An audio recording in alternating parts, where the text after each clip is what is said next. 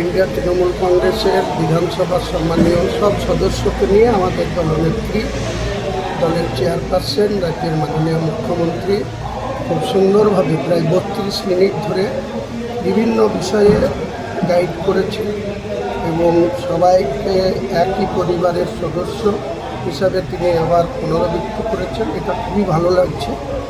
মমতা বন্দ্যোপাধ্যায় আমাদের সর্বোচ্চ নেত্রী, তিনি রাজ্যের মুখ্যমন্ত্রী, তিনি দলের চেয়ারপারসন। আমি বিগত কয়েকদিন যে ধরনের কথা বাইরে বলেছিলাম সেটা আমার অনেকটাই ভুল হয়েছে, সেটা আমার সহজের উত্তরে আমি সেটা স্বীকার করেছি যে ইচ্ছাকৃত এটা করা হয়নি, অনিচ্ছাকৃত। এই ভুলের জন্য আমি অ্যাপোলজিও চেয়ে নিয়েছি। কিন্তু সেই সঙ্গে কালকে আমার গর্ব হয়েছে যে তিনি এটাও ক্লিয়ার করেছেন যে ডিসিপ্লিনারি কমিটি যেটা হয়েছে সেই কমিটির আসল উদ্দেশ্য কাউকে বহিষ্কার করা না, আসল উদ্দেশ্য হচ্ছে যে দলের গাইডলাইন মেনে সবাইকে ঠিকঠাক করে দলকে আরও সংগঠিত রাখে এবং সুসংগঠিত রেখে দলের কাজ করে। এমন কোনো বক্তব্য বেকাজ কেউ বলা যাবে না যেটাতে দল ক্ষতিগ্রস্ত হবে বা দলের সম্মানহানিকর হবে।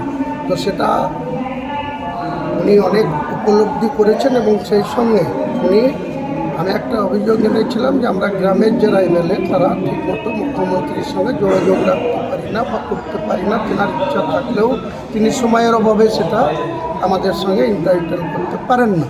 তো সেটা উনি গুরুত্ব দিয়ে একটা ওনার হোয়াটসঅ্যাপ গ্রুপ খুলে দিয়েছেন এবং সেই হোয়াটসঅ্যাপ গ্রুপে আমাদের অরূপ বিশ্বাস মাননীয় মন্ত্রী তার মাধ্যমে আমাদের হোয়াটসঅ্যাপ গ্রুপে অ্যাড করে নিয়েছেন। সমস্ত বিধায়ক তাদের মতো করে হোয়াটসঅ্যাপ গ্রুপে মুখ্যমন্ত্রীর কাছে বিভিন্ন ডেভেলপমেন্ট থেকে শুরু করে কোনো সমস্যা হলে সেটা ওনার গোচরে আনতে পারবে বা ওনার দৃষ্টিতে আসবে। এবং উনি বলেছেন যে আমি সময় করেই সেই সব বিধায়কদের, যারা যেসব বিধায়করা কোনো কথা বলবেন হোয়াটসঅ্যাপ গ্রুপে, সেটা গুরুত্ব দিয়ে 10 দিন 15 দিন টাইম লাগতে পারে কিন্তু উনি তাদের সদুত্তর দিয়ে দিবেন।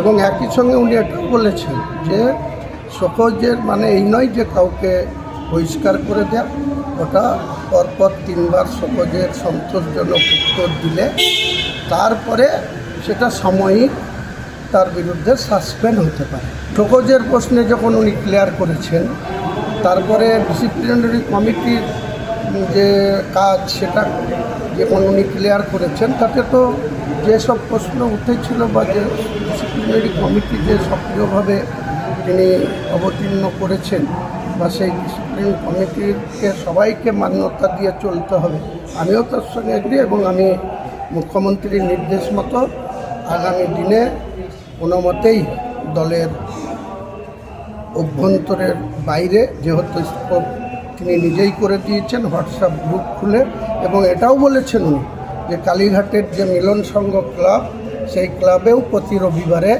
ওনার দপ্তরের আধিকারিকরা, অফিসাররা এবং দলের নেতৃত্বরা থাকবে।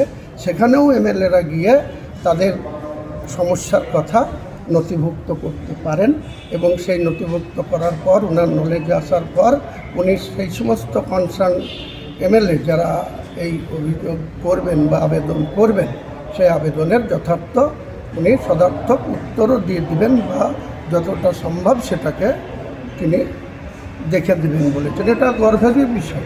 এবং নেত্রী এই যে তার যে অভিজ্ঞতা, তার যে দূরদর্শিতা, তার যে দীর্ঘদিনের যে একটা অভিজ্ঞ নেত্রী, সেটারই প্রমাণকাল রেখেছেন আমাদের এআইটিসি অল এমএলএদের সামনে।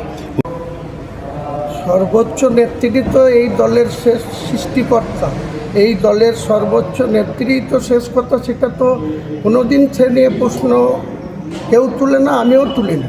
আপনারা কোথাও গুলিয়ে দিচ্ছেন যে আমি নেত্রী মমতা বন্দ্যোপাধ্যায়ের যোগ্যতা, কর্মদক্ষতা বা তার নেতৃত্ব নিয়ে কোনো দিন বাংলার কোনো মানুষ, বিরোধীরা ছাড়া তৃণমূল কংগ্রেসের নীতি আদর্শ মেনে নেত্রীকে যারা নেত্রী মানে তারা আমরা নেত্রীকে কেউ মাতৃসমূহ ভাবে, আমরা বড় দিদি ভাবি। এবং নেত্রীর যে অভিজ্ঞতা, কর্মক্ষমতা, দক্ষতা তা নিয়ে তো কোনো দিনই প্রশ্ন ওঠেনি। যেই ও নিয়ে আর আমি কোনো পুনরাবৃত্তি করতে চাই না। এবং নেত্রী কালকে সিএলপি মিটিংয়ে যেভাবে ক্লিয়ার করেছেন আমরা গর্বিত, আমরা সম্মানিত। আগামী দিনে নেত্রীর নির্দেশের অপেক্ষায় থাকব।